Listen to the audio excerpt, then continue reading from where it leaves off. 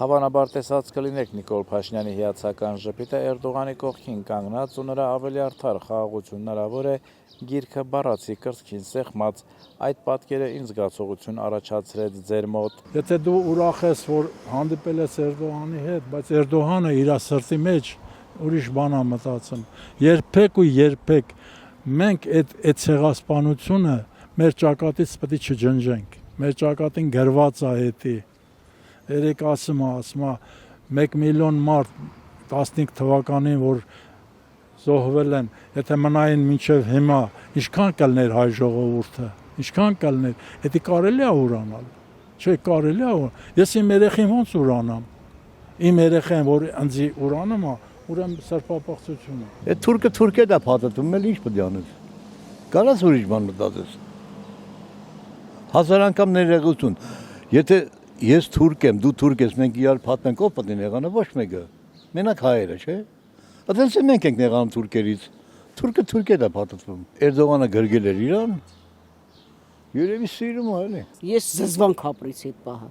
ավելի ճիշտ տելևիզոր անջատեցի։ Ամեն ինքը երբ ելույթ անում, ես տելևիզոր անջատում եմ, էդ էլ ասեմ։ Ոչ մի անգամ ես իր ելույթը չեմ լսում, որովհետև ինքը խոսալու ձև էլ չգիտի։ Ոնց որ հիստերիկալ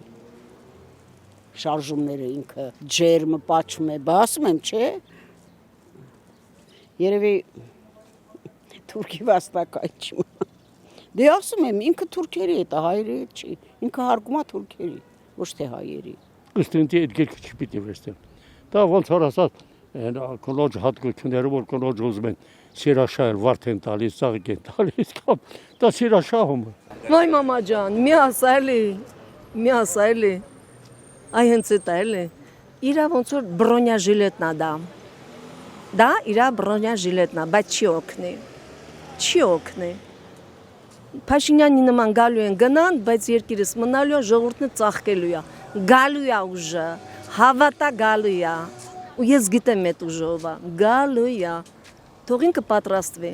փախնելու տեղ չունի, սամալյոտները բենզին չունեն, լարսն էլ փակ է,